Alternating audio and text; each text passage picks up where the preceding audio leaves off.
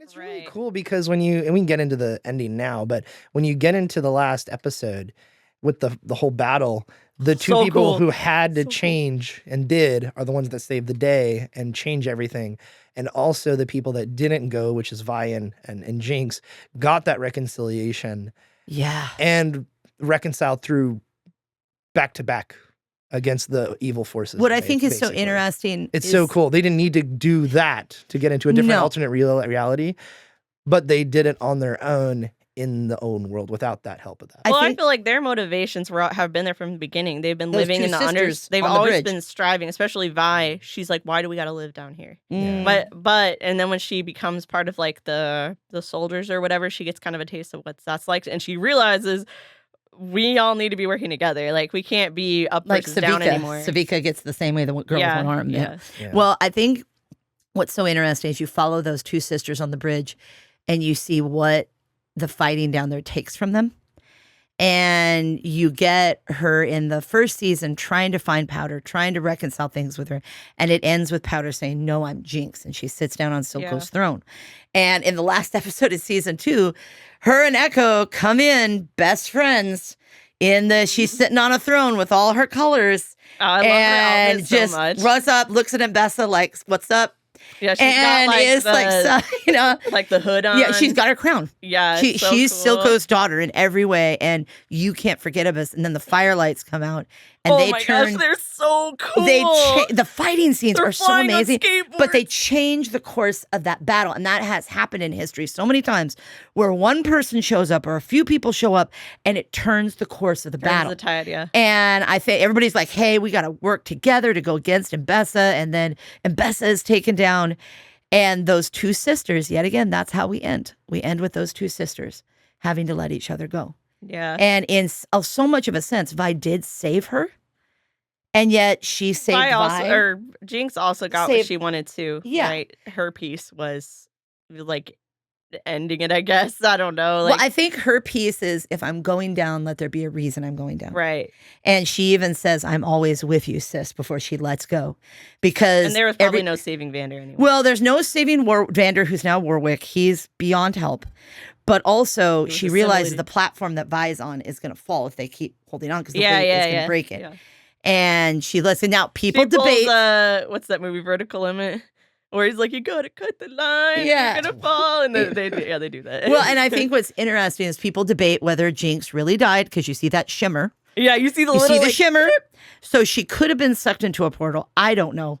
But at the same time, I think it's the choice of her saying, if I'm gonna go down, I'm going down fighting. Yeah. And I'm making sure my sister has a life. Right. And I think what's so sad about that is Echo's still alone. I know. Yes, that's why sitting there by himself. Like, it could have been like they could have got together. Well, and he could have told her what he found. Let's talk about Echo and the end of this. Who really saves the day? It's that kid. He's the hero. This kid Anakin. that Victor could not. What? Did you say? What'd you say? He's Anakin.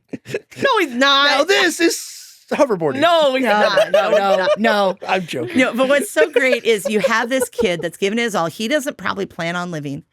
And you have all these weird people that are putting their heads up. Oh yeah, Victor's wizard, crazy. The Colts. All they have to do is Colts is in full swing. They don't kill them. All they have to do is touch you. Yes, and you're a zombie. Yeah, it's like or your brain's gone or whatever. And he keeps pulling that 10-second cord and going and doing it different. And then it doesn't work, so he has to set it to longer than 10 seconds. And then the last time that happened, Heimerdinger's body exploded. I know. And so it's like, this is it. I'm going out. By the way, side note, when that happened and they're testing, he's like, oh, we don't want to do that again. He's like, why? We don't want to do that. No, he's like, it's 10 seconds is the max. He's like, it's 4 seconds. He goes, why? And he's like, it's just 4 seconds. It's just 4 seconds. Yeah. Like Heimerdinger's hair is still on him.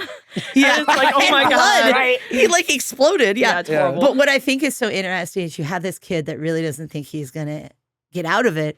And yet again, his motivations, I think that's what makes him. It's what makes him so applicable as a character. He's the best. He just has this heart. He has this heart that, I could do this all day kind of thing. That's really what Echo is. I would want to follow him. Well, also, he's also the biggest catalyst as to why Jinx changes. Yes. Yeah. Not only in season 1 with the fight, like that starts a journey for her. Yeah. And was it episode 6 or 7 of 6 season or 7, 1? yeah. And then this last one where he basically prevents her from committing suicide. Yeah. He talks to her after she's at her lowest, after Silco, she hallucinates Silco and he talks to her. After she is about to do the bomb and just blow away everything, he brings her back. He fights her and confronts her as her Jinx self, but then brings Powder back out of Jinx. Yeah, and he saves Warwick in a sense, and she saves Vi. I'm sorry. Remind me who Warwick is again. Warwick is Vander the wolf. He's Vander as a wolf. That's who we're calling Vander as the wolf. No, that's his name. Like the whole time we're like talking about him, you're like, I have no idea. Sorry. I'm like, I think I know who you're talking about. I don't remember. No, it's confusing because there's so many characters.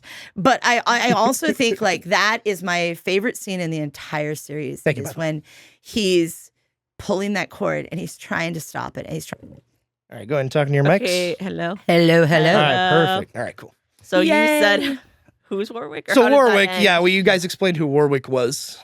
He's the werewolf. We already explained it, the werewolf. Yeah. Okay. And where were we going? I think we're going with said, Echo. should we talk about the end? He's the savior of Warwick as well. We love Well, Echo. no, okay. I was going to mention the religious connotations, like why it's religious. Yeah, let's go into that. So, yeah. Like, you're like, okay, this is obviously got religious vibes.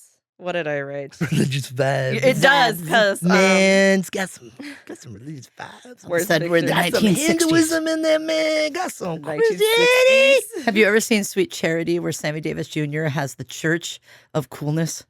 And he's like, I think I've seen clips from Church that. of slide with daddy.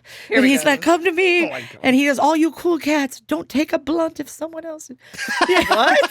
Oh, no, it's like Sammy Davis Jr. Sammy Davis Jr., yeah. That's awesome. But that's what it reminds me of, cool cats. Every time I hear that. Cats. Okay, so All right, spiritual stuff. So, so in the lore of the game, there's a group called the Church of the Glorious Evolution. It has nothing to do with Victor. Okay. They're a cult of people who believe that humanity will evolve into their true form through augmentation. So the church of these people are cyborgs, basically. They have metal parts. So it's like transhuman stuff. Yeah. Well, Victor is a professor in it or whatever, and he believes that humans are weak and he knows nothing about this cult or anything. That's just what he believes scientifically. He eventually replaces his whole body as a robot, like literally as a robot, not through arcane means. But this church looks up to him as their herald. They're like, our herald has come back. So the fact that in Arcane, it kind of he kind of made that church, even though it's not a church. The culty. Like, yeah, he transformed everybody with like metal into metal and then automatons. When he dies or something happens, they all die. Right. When he leaves, that's why Vander... Adelaide was confused about that. She's like, why is Vander got lava coming out of him? She's like, I don't understand that. And I'm like, because... when Victor was going into his mind, searching for his humanity, he had to go way deep into the humanity, but he had to pass all of the rage and the pain animalistic that stuff. the wolf had to go through and stuff. And one of those landscapes he goes through, like they literally journey through his mind, is a lava landscape. So Victor, as he healed Vander, like kind of cut that off from his human side so his human side could come out. Well, when Victor leaves, who's going to keep all that the void. Like pain and stuff? It manifested into the real world. Literally, lava is pouring out of his body, and that's why you get rage, cool. like screaming in pain and stuff. He had to be killed. You couldn't stop him. No, yeah, and stuff. Well, and it's just the way in which he dies that it's this kind of Vander, and that it's like Jinx is like this is her way of saving him. Right. You know, is to let go, and that whole scene it was by where her hand. They play that song where she was going to jump. Yeah, they replay it. And then they replay it, and it has such a different feel because here she is sacrificing herself so Vi can live and Vander won't hurt anybody, but he's not alone. Like the tears going up as they fall with the gravity. Even if he's not there anymore. I mean, you know, but it's like closure for her. Yeah, it's closure for her. And I think it's just an interesting way to end the series that you watch. You start the series out with, Vi telling her, close your eyes as they're walking across this bridge so she doesn't, as a child, doesn't see all the bodies. I forgot about that. And she's singing My Friend Across the River and she's closing her eyes. Yeah. And then you have her step up and it's basically what Silco and Vander could never do. Yeah. I know, I'm looking at it too. She's finishing that story between the two of them. Yeah. And I think it's just, I don't know. I honestly thought when I saw that, it's a perfect series. I'd never seen anything of the game, and yet I had such you don't depth need to. and respect to the way they did it. They showed rather than tell what they're doing, and I think they did a masterful job, from the acting to the execution to the narrative structure to the characters. Because you got to wonder, when you root for characters, why are you rooting for them? Right. Why do we love Kevin Spacey in House of Cards? Yeah. You know? Why do we love him? The creators of this show treated it like a real story. It wasn't just a cash grab. Over in France, that's how they see animation. Mm-hmm. They see it as actual film and media, not as like automatically, animation. How much money can we make from this franchise? Right. It's not as corporate as you might think. At least from what we get over there, what they put out. What do you think of Victor having to do it multiple times to get this timeline? Oh, it did make you wonder. Yeah. It almost reminded me of the second season of Loki. How many years did he replay that moment, to get it right?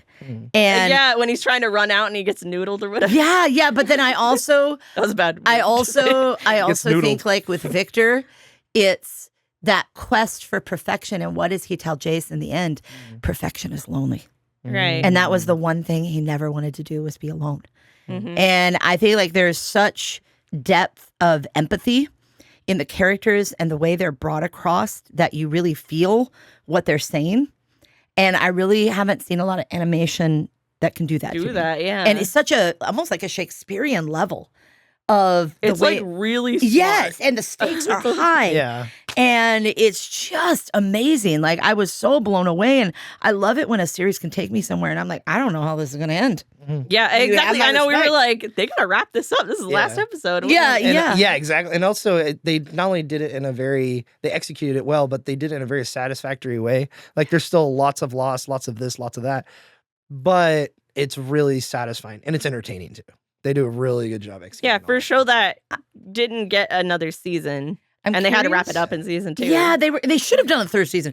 I am curious. They will do more stuff. It just won't be in the world of Piltover. Okay. Yeah. Okay. Yeah. I do have a question for the three of you, and I have my favorite moment. But what is your favorite moment in the whole overarching narrative? Okay, it's the parallel of when. The sex. I mean, there's plenty of there's plenty of moments where I'm like, that was the gayest moment. That's so cool. Like, oh my god, did you see how cool that was? Like, a lot of it is cool, but for me, I think what got me when I went, was in season 1 when Victor first transmutes his leg or whatever with the hex. He realizes that it can change his body. Yeah. He takes his new leg for a test run. Yeah. And he's on the river. And we're paralleling. So behind him, he starts limping at first. He puts down his cane and he starts limping and he goes, oh, hey, I can walk. And then he starts running faster and faster. And behind him are boats. And at first, they're rowing faster than him in the distance. Yes. Then he's running and he outruns the boats in the distance. And he's going faster and faster, passing them up. And it parallels the moment when he was a child trying to chase after the little toy boat and he trips and falls as a cripple. Yes. And he finally overcame wanting to be with the that. other kids. Right. And that was an important memory for him too, because he remembered when he first met Singed and started learning under him and stuff. How that paralleled that. That was where Chelsea. my brain was like, oh my gosh, poor Victor. Like, I'm so glad he got his leg. I mean, he had to kill Sky to do it. But, I mean, he didn't do it, but... Yeah, I know. But yeah, I think it's, yet again, that idea of, if you really want to be driven and you really want to have your desires fulfilled, it's going to cost you something. Yeah. And it cost this young scientist who was brilliant her life. And it's something... And she liked him. She really liked him. She was, like, working up the courage to, like, ask him out or something when she was walking up. Oh, she's all over him. She's like, as he's trying to figure it out, he's coughing blood. I really like what you're doing. What? I think she goes, oh no, that's not going to work. And get some rest, you know. Yeah. And well, and like, part of it too is I could walk you out. No, lady, well, I don't and need knowing, you. My work is consuming me. In season 1, he knows he doesn't have much time. He's dying. Oh, there's a funny meme where it shows Victor in the bed after he passes out for the first time from his health, and Jace is next to him, and he's like, "It doesn't look good, Jace," and he's like, "How long did the doctor say?" And he doesn't say anything. He's like, "How long?" He goes, 5. And he goes, 5? 5 what? No, 4. And he's like, oh, no. What? It's like, what do you mean? Yeah. Funny. Well, I like that because it's such... yet again, it shows that idea of him running, and he can finally run, and he's running faster than the toy boat that he could never. Yeah, that he couldn't run past. That he couldn't run past, and that desire to be with the other children, to play with the other children, right. to have fellowship. He was and he a loner. always was separated. Yeah, he couldn't play with them. He couldn't keep up. Yeah, and Heimerdinger, yet again, taking in him. Yeah. And taking in Jace. Mm-hmm. And having that father spirit of like, let me guide you. And then Heimerdinger says when you find out that he's going to die, Jace is going to die, Jace goes to the spot where I think where he used to play as a kid. Yeah. And Heimerdinger comes up to him and he's like, I'm terribly sorry, my boy. I heard what happened.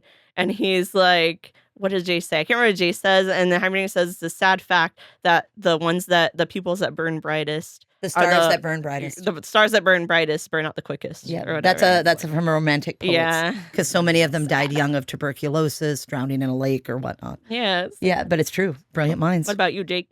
I would probably say, I wrote this in my notes actually. I'd say 2 moments. Most of probably much the entirety of episode 7 of season 2, like just the alternate reality, like we get such a break from the dreariness and darkness of season 2 in that episode. Craziness. While seeing a character go through the darkest moments of his life. That burns away all the arrogance. But also, season 1 has an interesting part. Episode 6 of season 1, Caitlin and I wrote the drugged out Gollum guy, which I can't remember his name. Oh, yeah, the one. His name is Huck. Yeah, Huck. Yeah, Huck. So Huck Who's and Caitlin, who are addicted, looking for some kind of medicine for Vi. Vi. He gets She's injured. when she got stabbed by the chick. And it's cool because it's a tender moment of, even though Huck desires to get that Shimmer. the shimmer and all this stuff, his desire for that is not it's tempting and everything, but he still has the desire to help her out in a tender way because of to Ander. assist Caitlin. Well, because of Ander, he wanted to somebody looked out for him somehow in the past. Yeah, and the fact that he's the only one down here who's like in the darkness. It's cool to see a little light in that darkness. Right. He says that's what I would say. They're waiting for the shaman lady, whoever's behind the cage, to get the medicine, and she's looking around at like the junkies, and she's like, "Why would anybody do this to themselves?" She could never understand. She was from a entitled family. She was entitled. She right? had everything. And she's like, "Why would anybody choose to do that to themselves?" And he said, "I just wanted to not feel small for once anymore." But it only took one time to become addicted and stuff. And he was a good guy, but it took over his life. That's what the drugs do. That's what addicts go through. And then even when the vial passes by, his eyes shimmer. he's like, in hungry. his eyes. Yeah, he wants but it. He doesn't reach out. And then she hugs him and tells him thank she you. hugs And he's him. like, what the heck? He's like, do I do with what? this? Well, and I think it's like there's something about kindness that really cuts through a narrative arc in a story. It's kind of like Cars. I think one of my favorite moments in Cars is when Lightning McQueen stops. I was watching someone. At the end of the race. I was watching someone react to it for great- the first yeah. time, and she burst into tears. Oh. When he stops at the finish line, And he backs doesn't go. up. He backs up and he pushes the other car forward. The old And copy. I don't know what it is about kindness, but I think it's why Jesus was so effective. There was just this kindness that cuts through the hard heart and the mental things we go through and stuff. I think it's because there's not enough of it to go around. So immediately everybody expects you to do what everybody else would do. Yeah. Have you Right? ever Because seen everybody does that. And then when somebody goes chooses against to it? not go with the flow and to do the right Yeah, thing, people that's can't good, believe Chelsea. it. People can't believe that someone would do something to sacrifice their own benefit. I don't know Which if is you've- really sad because that is the world we live in. Yeah, it is. It is. And I feel like Charlie Chaplin did this film called The Little Dictator, and he was making fun of Hitler. Oh, I love right that before, speech he did. Right before World War II.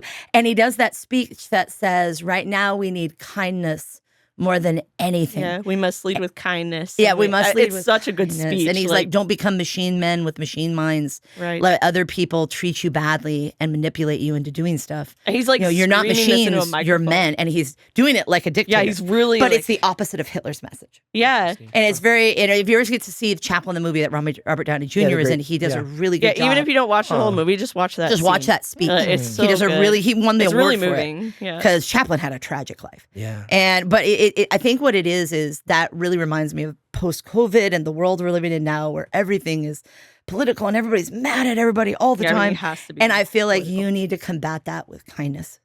And there's something about kindness that is so, so powerful. A lot of times that means your opinion needs to take a back seat and you need to be quiet for a little bit. Even if you want to speak That's up, so true, Chelsea. it means you need to stop and say, wait, do I really need to speak up right now? Yeah, and that part of discernment. Self-control is a thing. It's part of discernment as well. I was going through That's the difficult thing is how do you learn discernment, right? I was going through some movies that I used to watch with my class, which was a transfer level class where it was all analytics and argument. And I would teach Harvey. I started out with Harvey. And then I would do In Time with Justin Timberlake about money. And then we would do Mama about family. Hell yeah. And it was just like, and then we'd always end with like A Wonderful Life, or depending on the semester, sometimes The Edge of Tomorrow was the Tom Cruise movie. Where he has to. He doing the Lord's work in that. Oh my God. No. And I realized after I was looking at all these movies I had bought and taught, and I thought, oh, I was trying to teach them kindness. Because one of Jimmy Stewart's best roles is he says, nobody ever brings anything small into a bar. And when I introduce them to Harvey, he's bigger than anything they face and all their failures and all their hopes and all their dreams. He's bigger than that. It's like an encounter with God. And then I love the scene where he's in the office. He goes, my mother said, Elwood P. Dowd, in this life, you can be oh so smart or oh so pleasant. And he goes, I've been smart. I'd rather be pleasant. Yeah. And I always quote that and I have them respond to that. And it's just, I realized through that entire class, I was trying to teach them kindness and, look at things through analytical ways. But I feel like there's something to be said about that. And there's something we're hungry for. Ellen, we were talking a while ago and she goes, the world's hungry for heroes for a reason. Yeah. We're hungry for heroes. Like everybody's all hyped about the new Superman movie. Why? Yeah. We're hungry for someone that does what's right. For a long time, Superman even when they was don't extremely have to. Unpopular because he was perfect goody two shoes. And that was when Batman became its height. Yeah, because people are like, I'd rather go with a dark, brooding character that won't fixate on a relationship. Yeah, Alan Moore brought up a whole generation. Yeah, I know. Frank Miller. Frank Miller. But I also think like there's something to be said for what we gravitate towards. And I feel like people are hungry for kindness. Well, I think they're hungry for heroes that do what's right. I think it's important to do critical thinking. Adelaide's mentioned that before. I think like critical thinking on things that you wouldn't think, like let's say like Bluey or something stupid like that. Yeah, it's not stupid. Popular culture. Yeah, because analyzing those movies, you're trying to pick out why characters are doing what they do and what does it mean to you. What is your life and your experiences? How do you relate to a character and not relate to a character? And that's so important to do. Yeah. I think we all should stop and do that when we watch movies. I feel like we're so... Or you can just enjoy it. Yeah, we're so distracted by everything around us these days. Right. It's important to stop and ask the big questions, the 3 philosophical questions. Everything boils down to those 3. Who am I? A question of identity. Why am I here? A question of purpose. And someday I will face my own mortality. I will face death. Right. Yeah. And I feel like we are so distracted. They're big philosophical questions. Sometimes we don't have the answers to them. That's okay. But it's important to ask those questions and be introspective. And I feel like we're so bombarded with the loudness of this world and so distracted by all these things that take our attention. Or just surviving. Yeah. Things that take our attention. I feel like you need to stop and ask those questions. Like you need to stop and say, why is Arcane a good show? Yeah. Why is it important that we break down the characters of like? And I guess I should give my favorite moment. Yeah. What's your favorite moment? After all that. My favorite moment is Echo sacrificing the time. And throwing it at them and surprising the person with godlike abilities. Does he die? No. He's sitting by himself thinking about Jinx at the end. And I feel like it's a Peter Parker thing. You can save the world, kid, but you're alone in the end. Did you notice that there's a zoetrope inside the machine of the monkeys? Yes, I did. And a zoetrope, if you don't know, it was an old way of animation where you make like the little pictures in the wheel and you spin it. And then you spin it. And as it spins, you see the illusion of movement, and that's where animation comes from. Yeah. Oh, and that's kind of like a nod of animation level. Yeah, I thought that was really neat. And their first thing Fortiche did was the Jinx video, which has that monkey in it. Yes, it has the monkey in it. So it's just kind of a little Well, cool. and I think what's so neat about that is it's like, don't tell me it's over. That's kind of, I think, Echo's that last bit, because if it wasn't for Echo, none of them would have survived. Nah, he needed to. And it was him sacrificing this thing. It cost him so much. Yeah. And he's like, it's fine if it does it. And it No, does. he knew what he had to do. He knew. I don't think he thought he was the kind of live. guy who looks into himself and is like, "Oh, am I doing the right thing?" Like Jace or somebody would, like, because they're so like philosophical from school and academic. And this stuff. kid had just survived. Yeah, that's all. And it was right? like, but he had so much heart. Like, you know, it's just like I could do this all day, kind of. And I don't think he thought he was going to live. Yeah, probably not. No, it didn't care. That's why he's such a soldier, because you just go in there, you don't think about what's going to happen, you just do it. Like the Punisher, you just don't stop, you just keep going. Right. What about you, Jay? Well, I already. Oh, he already did. Oh, you did. But, okay. As we close